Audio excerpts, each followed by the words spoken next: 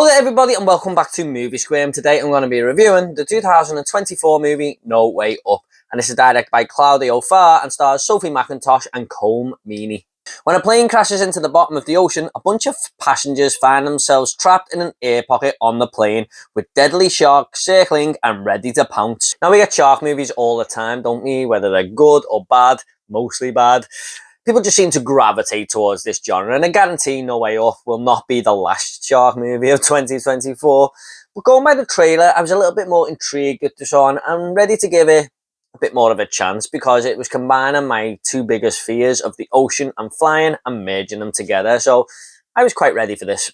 I'm not going to lie, guys, from the off, I kind of knew what I was in for, mainly down to the bad acting, but more on that in a minute. However, there are some good points to this movie, mainly the big plane crash that we get. I thought it was pretty well done for the low budget, or the obvious low budget that this movie has.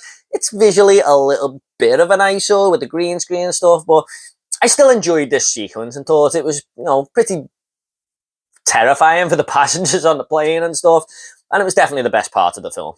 There's also a character in this movie who I can see people really not liking. It might bring the movie down even more for me, but he's definitely the comedic relief character.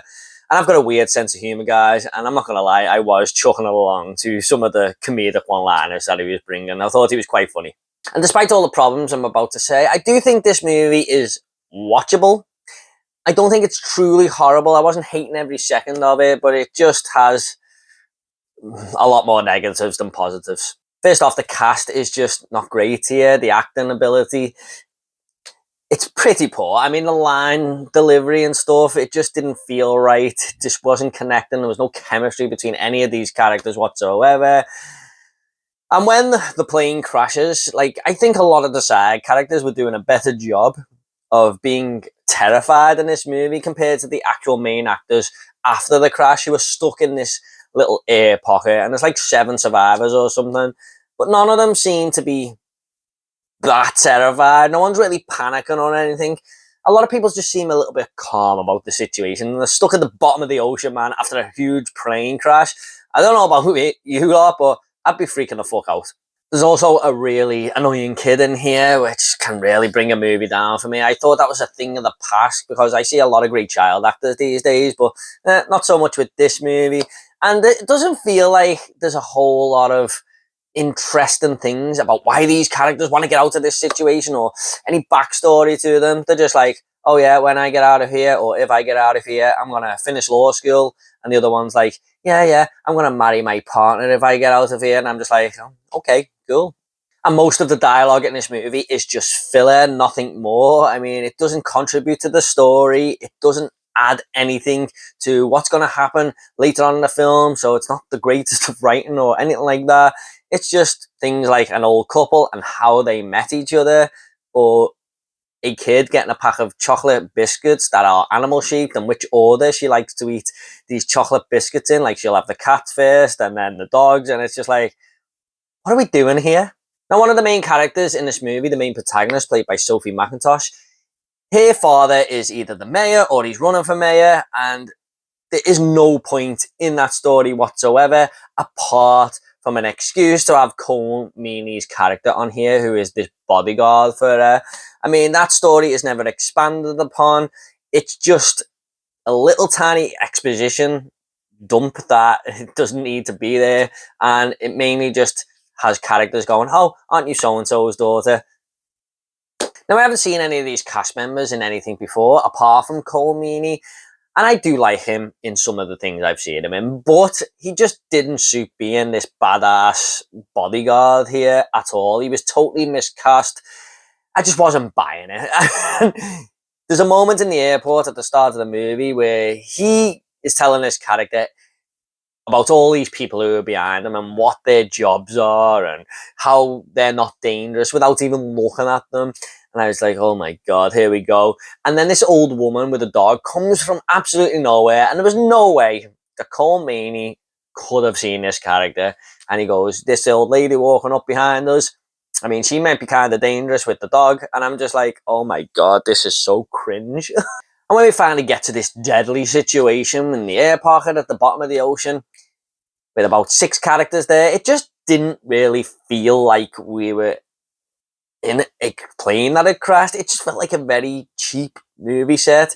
And it didn't feel claustrophobic. It didn't feel like the stakes were high or anything. It just felt like a bunch of characters standing around, deciding what to do. And that's essentially what it was. It just felt soulless. Now, usually in movies like this, the stakes are thrown at characters even more. If you've seen the film Fall, you know what I'm talking about. Where the situation they're in, which is already dangerous, seems to become a little bit more impossible and the walls are closing in. And it does that a little bit most of the time. There's no excitement, you know, you're not like, oh shit, how are they going to get out of this situation? Oh, this has been made even harder now. It's just a bunch of characters for most of the movie standing there and wondering how they're going to get out, trying to come up with ideas and basically just talking even more shit with the dialogue. And we hardly ever see these sharks until the end of the film, but when we do see them, for the small parts that they are there, most of the kills are just terrible edited, terrible camera work. It's just a bunch of stuff happening on screen very, very quickly, very, very choppy, and it just makes the kills not exciting at all. And when the kills from the sharks are not exciting, that was the main draw for the movie, there's not much hope left. I had to laugh at one point in this movie as well, where the characters are attempting this escape route, and they've all got these swimsuits from the baggage, the baggage underneath, and this old lady goes, I don't need a wetsuit. I won the front crawl in high school. I was perfectly fine without one then. And I'm just like, yeah, but about 60 years have passed by, lady. You're in a situation with sharks around. Yeah, why not help yourself just a little bit there instead of being up your own fucking damn ass? I wanted her to die that very instant. And the ending was just all very, very safe, boring, and when it finished, I was like, oh yeah, well, I've seen that now and I'll probably never see it again. In fact, I won't see it again. Look, I think this movie would have been a whole lot better if they maybe just went with the all-out ridiculousness of the plot. It's a very, very silly plot anyway, and I'm sure there's plenty of plot holes that don't even make sense. Like, the plane is brought down by some birds flying into the jet engine at 40,000 feet. I mean, that usually happens around 10,000 feet, I'm sure. I mean, don't quote me on that, but I'm pretty certain of it. Things like that.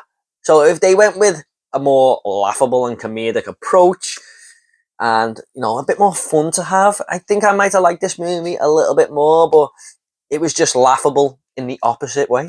I'm just going to go ahead and rate this movie now, guys. I'm going to give No Way Up a 3 out of 10. Not the shark movie I was hoping for. I mean, put it in line with the Black Demon from last year on that level of not very good. Hey guys, I hope you all enjoyed this review. Please consider giving this video a like and subscribing to this channel. It would really help me out. And if you've seen No Way Up, let me know in the comments down below. And what are some of your favourite shark movies? And what are some of your favourite ridiculous shark movies? You know, Sharknado, is that one? Let me know and we'll get a bit of a discussion going. Thanks so much, guys. You take care, and I'll see you on the next video.